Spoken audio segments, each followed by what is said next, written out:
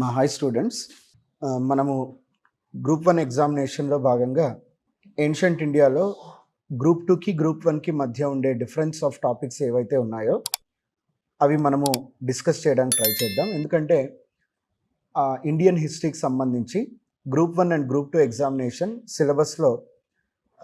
Syllabus డిస్క్రిప్షన్లో మాత్రము కొన్ని టాపిక్స్ అనేవి డిఫరెంట్గా మెన్షన్ చేశాడు. సైంటిఫిక్గా మనం ఆలోచిస్తే ఇండియన్ హిస్టరీ అనేది రెండింటికి కూడా కామన్గానే ఉంటుంది. Knowledge of Indian history is same. Group 1 అయినా గ్రూప్ 2 అయినా కూడా మనకు ఇండియన్ హిస్టరీ యొక్క syllabus content will be same. But since APPSC has printed the syllabus separately with some topics mentioned exclusively in both the notifications separately, the students generally feel that there is a mismatch of the syllabus. But అలాంటిది ఏమీ లేదమ్మా. ఎందుకంటే మనకి Indian history అనేది యూపీఎస్సీకి చదివినా, ఏపీపీఎస్సీకి చదివినా, SSS సిజిఎల్కి చదివినా బేసిక్గా ఇండియన్ హిస్టరీ అనేది ఇట్స్ ఎ కామన్ స్టోరీ. కాకపోతే మనము ఎలాంటి డిఫరెన్స్ని చూసుకోవాల్సి వస్తుంది, ఆ ఎగ్జామినేషన్ యొక్క స్టాండర్డ్ని బట్టి మనం కంటెంట్ అనేది నేర్చుకోవాలి. అంటే మేబీ గ్రూప్ 1కి మనం ఇంకొంత స్థాయి అనేది డిస్క్రిప్టివ్ పరంగా ఎక్కువ నేర్చుకుంటాం. గ్రూప్ 2 స్థాయిలో అయితే మనం ఆబ్జెక్టివ్ ఇంటెన్సివ్గా ఇంకా లోతుగా వెళ్తాం. సో అలాంటి తేడాలు ఉంటాయే తప్ప మనకు టాపిక్స్లో భారీగా డిఫరెన్స్ అనేది అయితే ఏమీ ఉండదు. అండ్ రెండోది గ్రూప్ 1 ప్రిలిమ్స్ అండ్ తర్వాత వచ్చేసి మనకు గ్రూప్ 2 ప్రిలిమ్స్. సో ఈ రెండు కూడా మనం ఒకసారి కంపేర్ చేసుకుంటే గ్రూప్ 1 అండ్ గ్రూప్ 2 ఎగ్జామినేషన్స్లో రెండిట్లో కూడా మనకు ఇండియన్ హిస్టరీ సిలబస్ ఉంది. సో కాకపోతే గ్రూప్ 1 ప్రిలిమ్స్లో కొన్ని టాపిక్స్ అనేవి ఎక్స్ట్రాగా టైప్ చేశారు సిలబస్లో. అవి గ్రూప్ 2 ప్రిలిమ్స్ దాంట్లో లేవన్నమాట. సో గ్రూప్ 2లో లేనటువంటి కొన్ని టాపిక్స్ సిలబస్ ప్రింటింగ్లో కొన్ని టాపిక్స్ ఏవైతే లేవో అవి గ్రూప్ 1 ప్రిలిమ్స్లో మనకు ఎక్స్క్లూజివ్లో మెన్షన్ చేశాడు. కాబట్టి మీరు ఏదైతే గ్రూప్ 2 ప్రిపరేషన్లో మీరు ప్రిలిమ్స్ పాయింట్ ఆఫ్ వ్యూలో చదువుకున్న టాపిక్స్ ఉంటాయో అవి కాకుండా ఇంకా గ్రూప్ 1లో మనకి ఏవైతే కొన్ని టాపిక్స్ ఎక్స్ట్రాగా మెన్షన్ చేశారో వాటిని మీ యొక్క సెక్యూరిటీ కోసము, సో మీ యొక్క కాన్ఫిడెన్స్ కోసము మనం అవి యాడ్ చేయడం అనేది జరుగుతుంది. Okay, done. And in this case మీరు గ్రూప్ 2కి ఏదైతే ప్రిపేర్ అయ్యారో that is actually a good standard of knowledge. So group 2 ప్రిలిమ్స్కి మనం ఏదైతే చదువుతామో అది చాలా లోతైనటువంటి స్థాయి. ఎందుకంటే గ్రూప్ 2 ఎగ్జామినేషన్ యొక్క స్వభావమే అది బాగా డీప్గా ప్రిపేర్ అయితే కానీ మనము గ్రూప్ 2 ఎగ్జామినేషన్ యొక్క క్వశ్చన్స్ని ఆన్సర్ చేయలేం. ఎందుకంటే గ్రూప్ 2 కంప్లీట్గా మెమరీ బేస్డ్ ఎగ్జామినేషన్. అందులో క్వశ్చన్స్ కూడా ఎలా వస్తాయి అంటే చాలా లోతైనటువంటి కాన్సెప్ట్స్తో అడుగుతాడు. ఒక్కోసారి డేటా అనేది చాలా మైక్రో లెవెల్లో అడుగుతాడు. సో ఎప్పుడైతే మనము గ్రూప్ 2 ప్రిలిమ్స్కి ప్రిపేర్ అయ్యామో, గ్రూప్ 2 ప్రిలిమ్స్కి ప్రిపేర్ కావడం అంటే మనం సముద్రంలో ఇదినట్లే అనమాట. సో దీని నుంచి మనము ఏ ఎగ్జామినేషన్ అయినా అంటే ఇండియన్ హిస్టరీకి సంబంధించిన ఆబ్జెక్టివ్ ఎగ్జామినేషన్లో ఏ ఎగ్జామ్కైనా కూడా గ్రూప్ 2 ప్రిలిమ్స్ నాలెడ్జ్ అనేది ఇట్స్ ఏ యూనివర్సల్ నాలెడ్జ్. అంటే మనము సెట్స్లో సూపర్ సెట్ అంటాం కదా, అలాంటి కాన్సెప్ట్ అనమాట.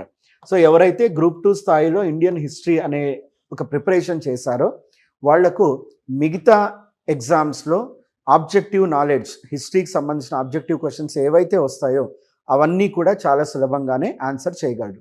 సో అందుకే నేను కూడా ఏం అడ్వైస్ చేస్తా అంటే స్టూడెంట్స్కి ఎప్పుడైనా గ్రూప్ 2 స్థాయిలో మీరు ప్రిపేర్ అయితే మిగతా ఎగ్జామ్స్ అన్నీ కూడా మీకు అందులో భాగంగానే ఉండిపోతాయి. మీరు సపరేట్గా మళ్ళీ group 1 prelims, SSC CGL prelims, UPSC prelims లాగా మీరు ప్రిపేర్ కావాల్సిన పని లేదు. ఎందుకంటే గ్రూప్ 2 ఎగ్జామినేషన్లో మనం చాలా డెప్త్ ఆఫ్ నాలెడ్జ్ని మనం అండర్స్టాండ్ చేసుకొని టాపిక్స్ అనేవి కవర్ చేస్తాం. సో ఇప్పటి నుంచి మనం ఏం చేద్దామంటే గ్రూప్ 1 ప్రిలిమ్స్కి సంబంధించి కొన్ని టాపిక్స్ ఏవైతే గ్రూప్ 2 ప్రిలిమ్స్లో లేవు, అవి గ్రూప్ 1లో ఎక్స్క్లూజివ్గా మెన్షన్ చేశారు అని అనుకుంటామో అలాంటి టాపిక్స్ని మనం యాడ్ చేసుకుంటూ మన ప్రిపరేషన్ని సెక్యూర్డ్గా చేసుకుందాం. అంటే మన ప్రిపరేషన్ పక్కాగా ఉంది అనే ఒక కాన్ఫిడెన్స్ రావాలి అంటే మనం సిలబస్ ప్రకారంగా వాటిని చూసుకుంటూ వెళ్దాం.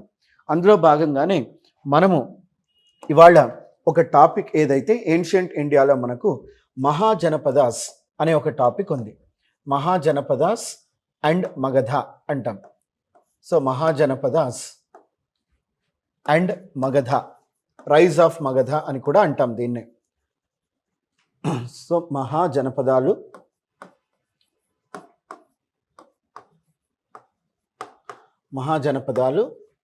మరియు మగధ సామ్రాజ్యం.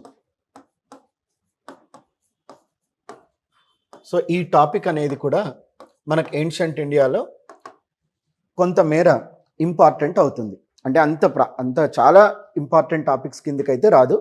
మేజర్ టాపిక్స్ మనకు ఎప్పుడు కూడా Vedic age, Buddhism, Jainism, Mauryan empire, Gupta empire, ఇలాంటి టాపిక్స్ చాలా అంటే మెయిన్ ప్రామినెంట్ అనమాట. ఫస్ట్ ప్రిఫరెన్స్లో క్వశ్చన్స్ అడగాలంటే ఆ టాపిక్స్ అనేవి గ్యారంటీగా రెఫర్ చేయాలి.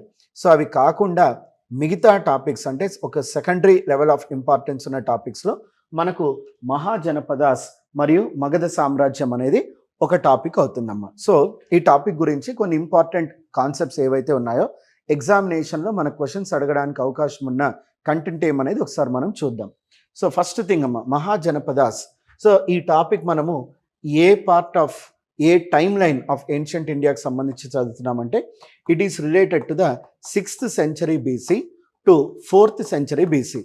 సో క్రీస్తు పూర్వం 6వ శతాబ్దం నుంచి 4వ శతాబ్దం మధ్యకాలంలో భారతదేశంలో జరిగినటువంటి ఒక సంఘటనను మనము మహాజనపదాలు అంటాం. So in between 6th to 4th century BC, the Indian history, especially in ancient times, it was dominated by some group of kingdoms that we call it as the Mahajanapadas. So group of kingdoms that we call it as the Mahajanapadas.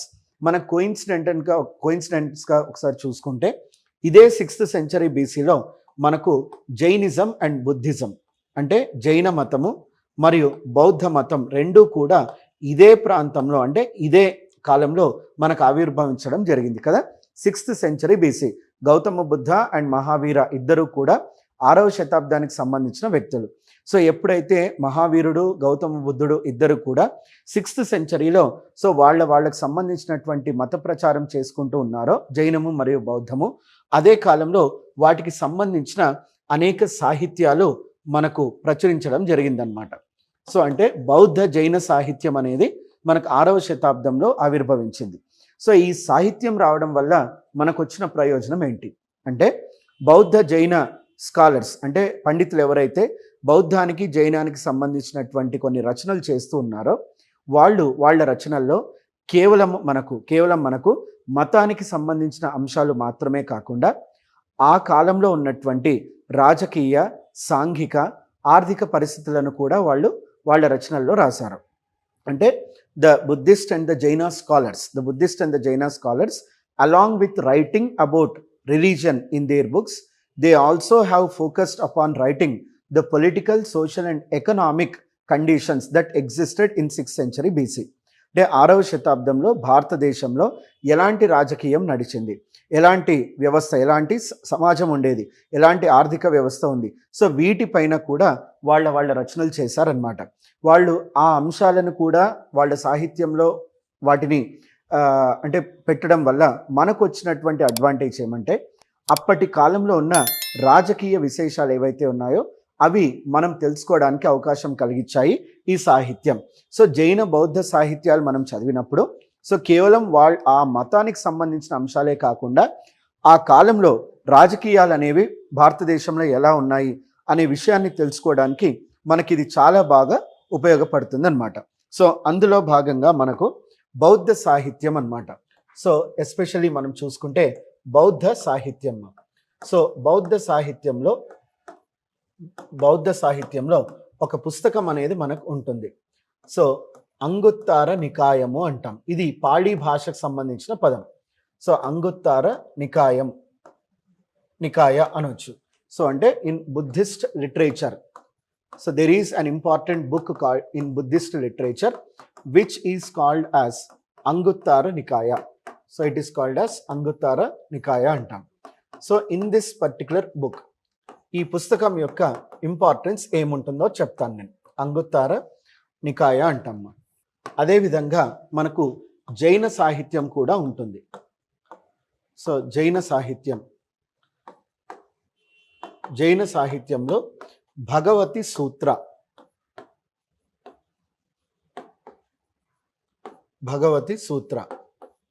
So Jaina literature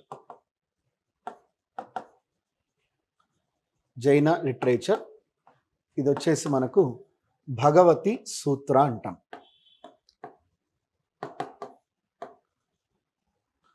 so 2 books, ఇవి నేను తెలుగులో ఇంగ్లీష్లో రెండిట్లోనూ రాశాను.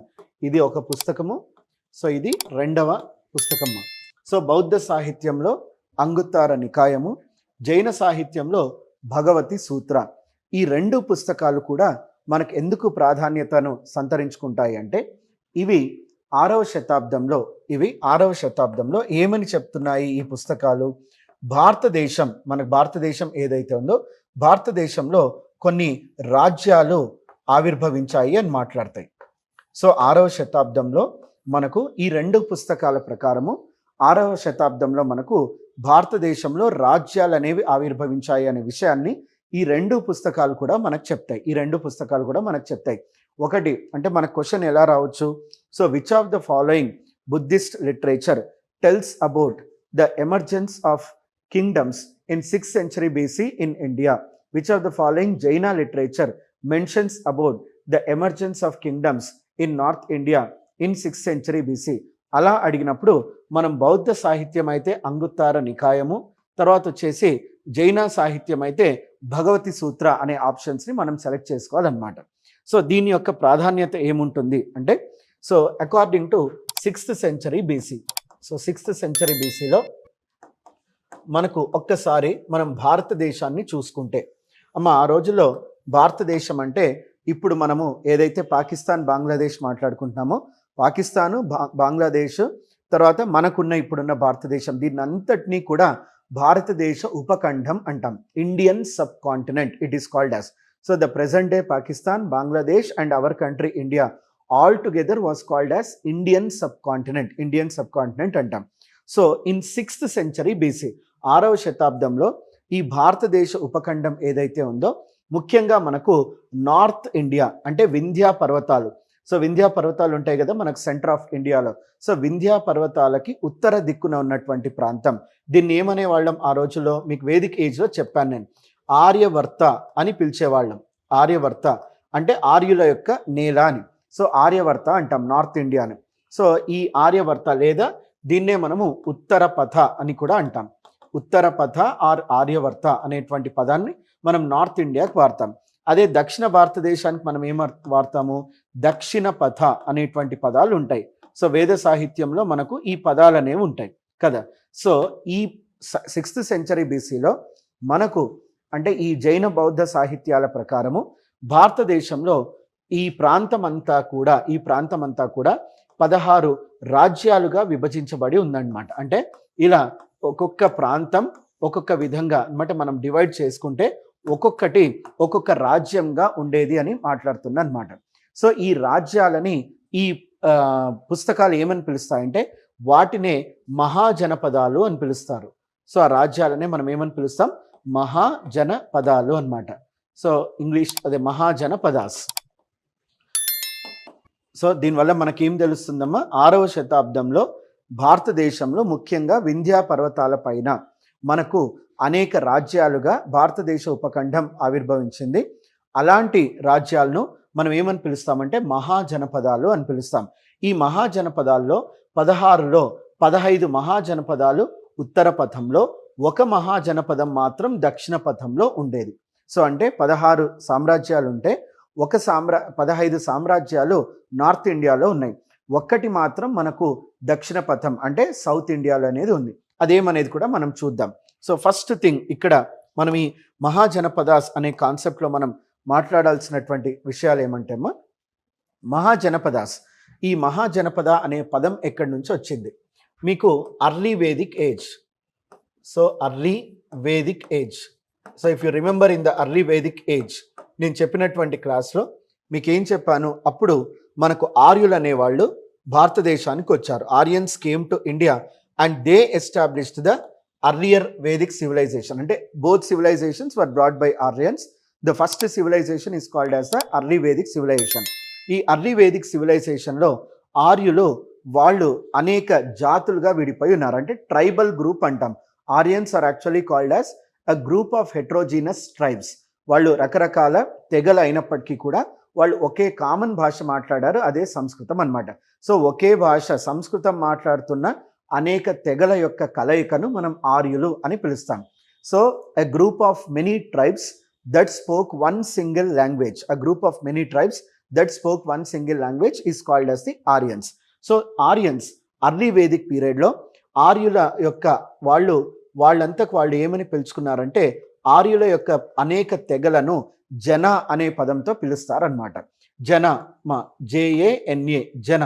So అంటే ఆర్యుల యొక్క సమూహం, ఒక్కొక్క ఆర్యుల యొక్క తెగను జన అని పిలుస్తాం. ఓకే, సో భరతాస్, పురూస్, ఇట్లా మనం రకరకాలుగా మాట్లాడుకున్నాం కదా అర్లీ వేదిక్ టైంలో.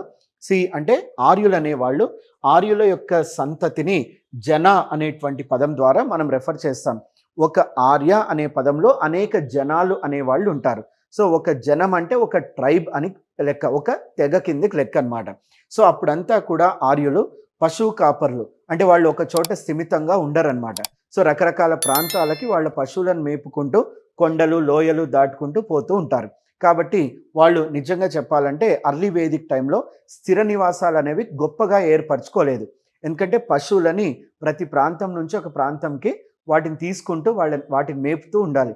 కాబట్టి వాళ్ళు ఏం చేస్తారంటే కేవలము ప్రతి ఒక్క ఆర్యుల్లో ఉన్నటువంటి ప్రజలు వాళ్ళు నేను పలానా తెగకు సంబంధించిన వాడిని అని తెగను ఐడెంటిఫికేషన్గా చెప్పుకుంటాడు. అంటే అతను నేను పలానా ఊర్లో సంబంధించిన వ్యక్తిని, పలానా అంటే ప్రాంతానికి సంబంధించిన వ్యక్తిని అని కాకుండా నేను పలానా జన అంటే పలానా తెగకు సంబంధించిన ఆర్యులలో ఈ తెగకు నేను సంబంధించిన వాడిని అని చెప్పుకున్నారు. That's why that word identity is called as the jana. Okay, కానీ లేటర్ వేదిక్ ఏజ్ అంటే మలివేద కాలం. సో ఎప్పుడైతే లేటర్ వేదిక్ ఏజ్ మలివేద కాలానికి వీళ్ళు వచ్చారో ఇక్కడ వీళ్ళు ఏం చేశారంటే ఇదే ఆర్యులు వాళ్ళు వ్యవసాయాన్ని వృత్తిగా తీసుకున్నారు. సో మొదట్లో ఏమో పశువు కాపర్లుగా ఉన్నటువంటి వాళ్ళు ఆ తర్వాత కాలంలో వ్యవసాయం అంటే లేటర్ వేదిక్ టైంలో వాళ్ళంతా కూడా ఇటు మనకు ఉత్తరప్రదేశ్, బీహార్, బెంగాల్ ఉంటాయి కదమ్మా. సో ఈ ప్రాంతాలకు వలస వస్తూ వచ్చారు. అంటే గొడ్డలిని వాళ్ళు నిర్మించుకున్నారు. ఐరన్ టెక్నాలజీ రావడం వల్ల ఇనుముతో గొడ్డలిని తయారు చేసుకొని ఆ గొడ్డలి యొక్క సహాయంతో అడవులను నరుక్కుంటూ వాళ్ళు మన నార్దర్న్ ప్లెయిన్స్ అన్నమాట. ఓకే, సో ఈ నార్దర్న్ ప్లెయిన్స్ ఎప్పుడైతే మనకు ఉత్తర భారతదేశంలో ఇప్పుడున్నటువంటి యూపీ, బీహార్, బెంగాల్ ఈ ప్రాంతాల వరకు కూడా ఆర్యులు విస్తరించుకుంటూ అక్కడ మనకు సారవంతమైన భూములు ఉండడం వల్ల వాళ్ళు వ్యవసాయాన్ని వృత్తిగా తీసుకున్నారు. అంతకుముందేమో తొలివేద కాలంలో వాళ్ళు పశువు కాపర్లుగా ఉన్నటువంటి వాళ్ళు. సో మలివేద కాలంలో వ్యవసాయాన్ని వృత్తిగా తీసుకున్నారు. ఎప్పుడైతే వ్యవసాయం వృత్తిగా తీసుకున్నారో సో వాళ్ళు స్థిరత్వం అనేది ఏర్పడింది. సో వాళ్ళంతకు వాళ్ళు ఒక ప్రాంతంలో స్థిరంగా ఉండడం స్టార్ట్ అయిందన్నమాట. స్థిరత్వం అంటే stability. So once the Aryans started adopting agriculture as their profession, they started having stability అంటే ఒక చోట స్థిరంగా ఉండడం నేర్చుకున్నారు. సో అంటే వ్యవసాయానికి ముఖ్యమైనటువంటి అవసరం మనకేం కావాలంటే భూమి, land. So land becomes the most important requirement for agriculture. ఒక్కసారి ఎప్పుడైతే వీళ్ళు అగ్రికల్చర్ అనే ప్రొఫెషన్ తీసుకున్నారో వాళ్లకు ల్యాండ్ అనేది ఇంపార్టెంట్ ఎంటిటీగా మారింది వాళ్ళ లైఫ్లో. అప్పుడు వాళ్ళు ఏం చేశారంటే ఇంతకుముందు ఆర్యులు కేవలం జనకు మాత్రమే వాళ్ళు ప్రాధాన్యత ఇచ్చేవాళ్ళు. ఇప్పుడు జనకే కాకుండా జనాలు ఉండేటువంటి పాదం అంటే వాళ్ళు ఏ భూమి, పాదం అంటే పాదాన్ని మోపినటువంటి భూమిని పాదం అంటాం, పదం అని. సో జనులే కాకుండా అంటే వాళ్ళ తెగకే కాకుండా వాళ్ళున్న ప్రాంతానికి కూడా వాళ్ళు ప్రాధాన్యత ఇచ్చుకుంటూ వెళ్ళారన్నమాట. అందుకే సో ఆర్యుల యొక్క తెగ ప్లస్ ఆర్యుల యొక్క ప్రాంతం ఈ రెండు కలిసి మనకు జనపద అనే పదం ఏర్పడింది అన్నమాట. సో జనపదం అనేది ఎలా ఏర్పడిందంటే జన అంటే ఆర్యులు, ప్రజలు, పదం అంటే వాళ్ళు నివసిస్తున్నటువంటి భూమి, దాన్నేమో మనం పాదం మోపడాన్నే పద అంటారు సంస్కృతంలో. సో అలా జన ప్లస్ పాదం ఈ రెండు కలిపి జనపదం అనేది ఏర్పడింది. అంటే జనపదం అంటే ఒక ఆర్య తెగ అందరూ కలిసి నివసిస్తూ అక్కడ వ్యవసాయము, తర్వాత వచ్చేసి వాళ్ళు పశువు కాపర్లు అందరూ కలిసి ఒక ప్రాంతంలో నివసించేటువంటి దాన్ని జనపదము అంటాం. సో జనపదం అంటే ఏం లేదు, ఒక చిన్న సైజ్ సామ్రాజ్యాన్ని మనం జనపదం అంటాం. ఓకే, సో అలా తొలివేద కాలంలో ఏమో జన అంటే కేవలం వాళ్ళ యొక్క తెగ యొక్క గుర్తింపు రావడము, రెండవది మలివేద కాలంలో ఏమో జన తెగతో పాటు వాళ్ళు నివసించే ప్రాంతానికి కూడా ప్రాధాన్యత రావడం. ఇలా జనపదం అనేవి మనకు మొదటిసారిగా వేదిక్ టైంలో ఏర్పడింది అనమాట. సో ఇక మూడవది అంటే ఈ లేటర్ వేదిక్ పీరియడ్ తర్వాత అప్పుడు మనకు స్టార్ట్ అవుతుంది 6వ శతాబ్దం. ఎందుకు? మనకు తొలి వేద కాలమేమో 1500 బీసీ, క్రీస్తు పూర్వం 1500 నుంచి సో క్రీస్తు పూర్వం 1000 సంవత్సరం దాకా మనము తొలి వేద కాలం అంటాం, అర్లీ వేదిక్ ఏజ్. అదేవిధంగా 1000 బీసీ, క్రీస్తు పూర్వం 1000వ సంవత్సరం నుంచి 600 బీసీ మధ్య కాలంలో దీన్ని మనము మలివేద కాలం అంటాం. సో తొలి మలివేద కాలాలు మనకు ఈ ప్రాంతానికి వస్తాయి. కాబట్టి ఇక్కడ నెక్స్ట్ థర్డ్ స్టేజ్ని మనం 600 బీసీ నుంచి స్టార్ట్ చేసుకుంటాం. 600 బీసీ నుంచి 400 బీసీ మధ్య కాలంలో సో ఇది మనకు మహాజనపదాస్ యొక్క కాలం అన్నమాట. అంటే మొదట్లో ఈ కాలంలో జన అనేది ఏర్పడింది. సో రెండవది 1000 బీసీ టు 600 బీసీలో జనాతో పాటు జన యొక్క జనపద అనేది ఏర్పడింది. వేరాస్ అది కాస్త 6వ శతాబ్దం నాటికి వచ్చేసరికి సో జనపదాల యొక్క విస్తీర్ణం అనేది చాలా పెరిగింది. అంటే the geographical expansion of the janapadas increased widely, population increased and number of అంటే the amount of place occupied by them increased and new political systems emerged. కొత్త రాజకీయ వ్యవస్థలు రావడం వల్ల ఈ జనపదాలు కాస్త బాగా వాటి యొక్క విస్తీర్ణాన్ని, వాటి యొక్క వైభవాన్ని పెంచుకొని అవి మహాజనపదాస్గా మారాయమ్మ. సో ఇక్కడ చూడండి, అందుకే మనము మహాజనపద అంటాం. So it is called as the మహా ప్లస్ జనపద, దాన్నే మహాజనపద అంటాం. సో తొలివేద కాలంలో ఏమో జన అనే పదాన్ని వాడతాము, మలివేద కాలంలో ఏమో జనపద అనే పదాన్ని వాడతాము. వేరాస్ 6వ శతాబ్దం నుంచి 4వ శతాబ్దం మధ్య కాలంలో మహాజనపదాలు అనేవి ఏర్పడ్డాయి. మహాజనపదాలు అంటే గ్రేటర్ కింగ్డమ్స్. మహా అనే పదం ఎప్పుడు వాడతాము మనం? ఏదైనా ఒక గొప్పది అని చెప్పడానికి. So greater kingdoms, the greater kingdoms came in to existence in between 6th century to 4th century BC అన్నమాట. సో ఈ మహాజనపదాలు ఏవి అంటే వీటినే మనము 16 మహాజనపదాలు అంటాం. సో ఈ 16 మహాజనపదాలని మనం ఏమని పిలుస్తాము? షోడశ మహాజనపదాస్ అంటాం. ఈ 16 మహాజనపదాలని మనం ఏమంటామంటే షోడశ మహాజనపదాస్ అంటాం. సో షోడశం అంటే 16 అని. ఈ పదం ఎక్కడి నుంచి మనకు వస్తుంది? నేను ఇందాక చెప్పినటువంటి ఆ సాహిత్య గ్రంథాల్లో మనకు కనిపిస్తాయి. అంటే జైన గ్రంథమైనటువంటి భగవతి సూత్ర, బౌద్ధ గ్రంథమైనటువంటి అంగుత్తార నికాయ, ఈ 2 పుస్తకాల్లో ఈ 16 అంటే షోడశ మహాజనపదాలు అంటాం. ఓకే, ఈ షోడశ మహాజనపదాల యొక్క వివరాలు మనకు ఆ పుస్తకాల్లో తెలుస్తాయి. సో మరి ఇక్కడ ఒక కన్ఫ్యూజన్ అనేది వస్తుంది. మనము ఈ 16 మహాజనపదాలని గుర్తుపెట్టుకోవాలా, అవసరం ఉందా అంటే ఎస్, కొన్నిసార్లు ఆబ్జెక్టివ్ ఎగ్జామినేషన్స్ కాబట్టి ఆబ్జెక్టివ్ ఎగ్జామినేషన్స్ అన్నీ కూడా మన యొక్క మెమరీ స్కిల్స్ని టెస్ట్ చేసే విధంగా ఉంటాయి. అంటే మనకు జ్ఞాపక శక్తిని టెస్ట్ చేసేటువంటి ఎగ్జామ్స్. సో అలాంటప్పుడు మనకు కొన్ని అంశాలు అనేవి కొంచెం కష్టమైనప్పటికీ కూడా వాటిని గుర్తుంచుకోవడం అనేది మనకు చాలా అవసరం అవుతుందా. ఓకే, సో ఈ 16 మహాజనపదాలు ఏమున్నాయనేవి ఒకసారి మనం చూద్దాం. ఇంకే ఈ టాపిక్ని మీరు మరీ ఎక్కువ పిహెచ్డి చేసే స్థాయిలో అయితే చదవకండి. ఈవెన్ మీకు సిలబస్లో కూడా మహాజనపదాలు అనే టాపిక్ చాలా మైనర్, అంటే అది లాస్ట్ ప్రిఫరెన్స్ క్వశ్చన్ అడగడానికి. ఫస్ట్ ప్రిఫరెన్స్ అంతా నేను చెప్పినట్లు మనకు ఇండస్ వ్యాలీ సివిలైజేషన్, తర్వాత వచ్చేసి మనకు ఈ Mauryan empire, Vedic age, Buddhism, Jainism, Gupta empire, ఈ టాపిక్స్ని మీరు చాలా కొంచెం లోతుగా విశ్లేషణ చేసుకోవాల్సి ఉంటుంది. కానీ మిగతా టాపిక్స్ అయినటువంటి మహాజనపదాలు, గ్రీకు మరియు పర్షియన్ ఆక్రమణలు, ఇలాంటి టాపిక్స్ నుంచి మనకు చాలా రేర్గా క్వశ్చన్ అడగడానికి అవకాశం ఉంటుంది. కాబట్టి అలాని కంప్లీట్గా దాన్ని మనం నెగ్లెక్ట్ చేసుకోకుండా కొంత అయినా మనము దాన్ని నేర్చుకోవడానికి ట్రై చేద్దాం, అంటే గుర్తుంచుకుందాం.